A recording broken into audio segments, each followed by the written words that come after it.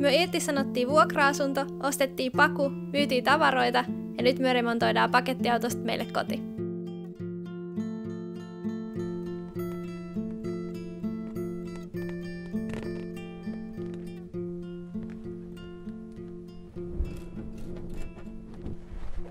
Me ollaan saatu tää auto eristettyä suht hyvin, että täällä pysyy kyllä lämpö tosi hyvin, mutta ainoat semmoset kovimmat vuotokohdat on tietenkin just nuo ovien saumat, koska niitä nyt ei saa niinku mitenkään niin tiiviiksi.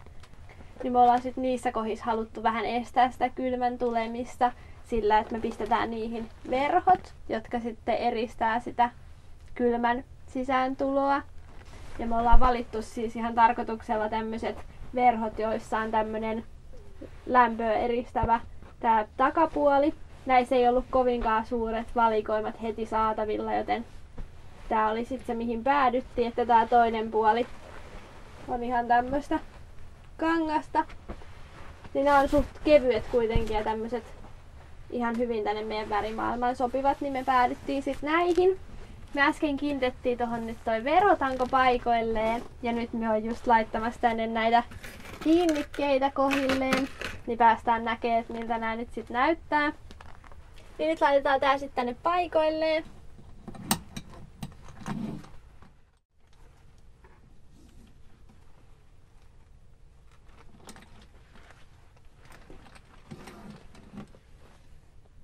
Niin tää on kyllä just sopivan pituinen, että toi blokkaa hyvin nyt sen kylmän pääsyn tänne ja minä uskon, että tää kyllä auttaa meitä.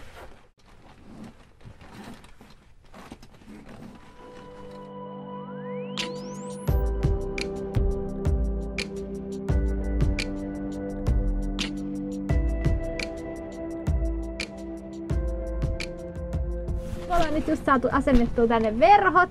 Niin tähän sivuliukuoven eteen tuli tämmöiset liukukiskolla olevat verhot ja samoin tonne takavarastoon.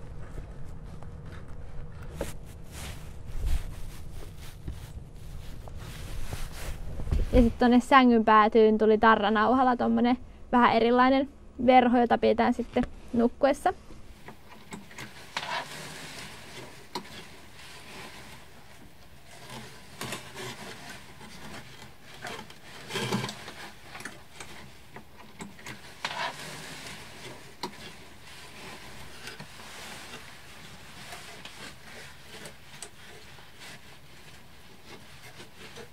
Ja tänne hattuhyllyyn minä valitsin vähän tämmöisen kevyemmän, tummanharmaamman kankaan, josta minä tykkään kyllä tosi paljon.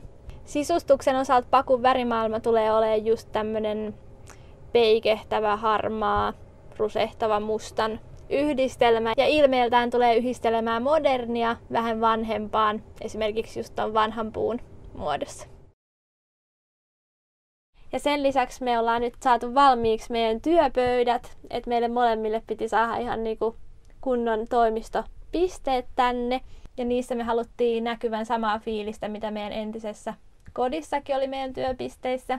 Et minulla on se tosiaan tässä sivuliukuoven jälkeen, tässä seinällä.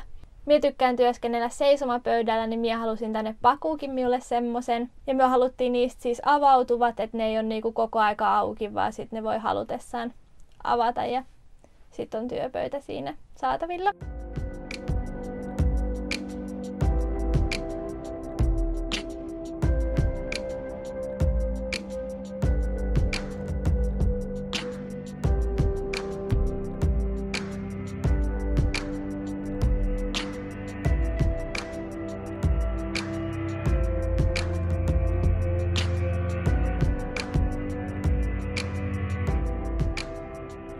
Ja sitten sen lisäksi minulla on tässä näyttöteline, johon minun tietokoneen näyttö tulee sitten kiinni. Ja tää on myös käännettävissä sit toi näyttö tonne sänkyyn päin, jolloin me pystytään sitten käyttämään tätä samalla myös meidän ikään kuin televisiona.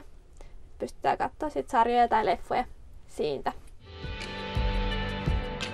Me haluttiin tähän minun toimistopisteen alle pieni tuoli, josta pystyy sitten nousemaan tonne sängyllekin helpommin. Kuitenkin semmonen tosi pieni, että se ei vie liikaa tilaa täältä, että meillä jää sitten vapaatakin kulkutilaa tänne. Ja tää minun toimiston pöytä tälleen alhaalla laskettuna toimii sitten samalla meidän sohvan selkänojana. Ja samalla pystyy sitten syömään myös tässä istuen tästä myöhemmin liukuvan ruokapöydän ääressä. Ja sen takia tämä sohva onkin laajennettavissa 1 ihmisen sohvasta 2 istuttavaksi sohvaksi. Me rakennettiin tämä ihan itse meidän omien suunnitelmien mukaan just tähän tilaan sopivaksi.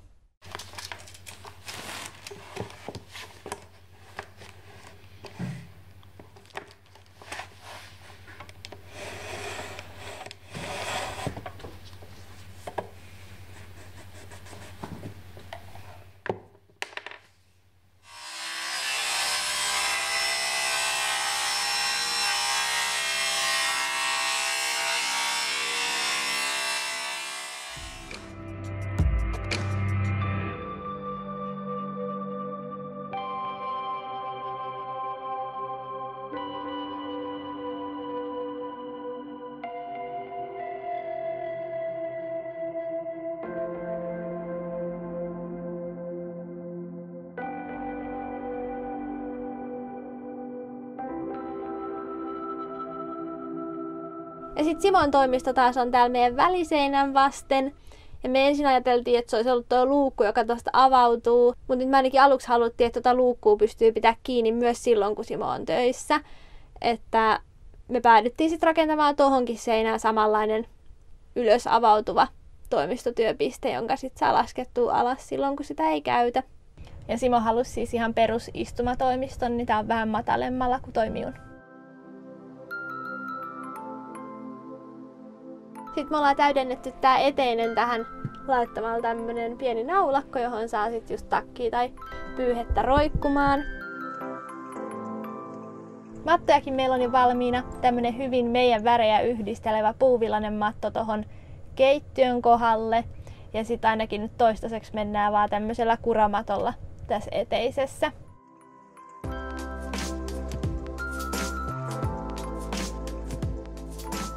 Tänne takakontin puolelle rakennettiin myös tikkaat, joista pääsee sitten tarvittaessa tätäkin kautta kiipeämään tonne sängylle ja sieltä alas.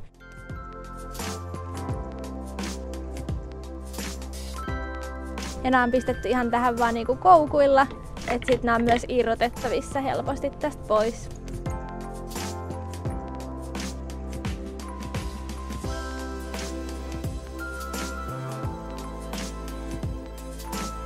Me ollaan mietitty myös keinoja, että miten me saataisiin nämä takaovet avautumaan myös tuolta sängystä käsin kokonaan auki.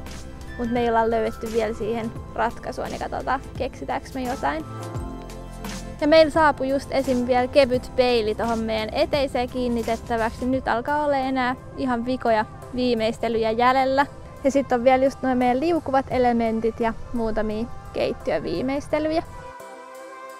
Ja nyt joulukuun kunniaksi me haluttais arpoa teille jollekin tuolla kommenttiboksissa tämmönen meidän tarra, joka on tuttu noista pikkukuvistakin.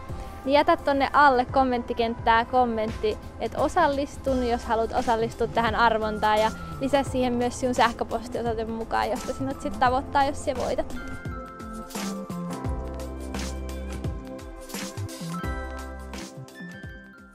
Seuraavassa jaksossa viimeistelyt jatkuvat.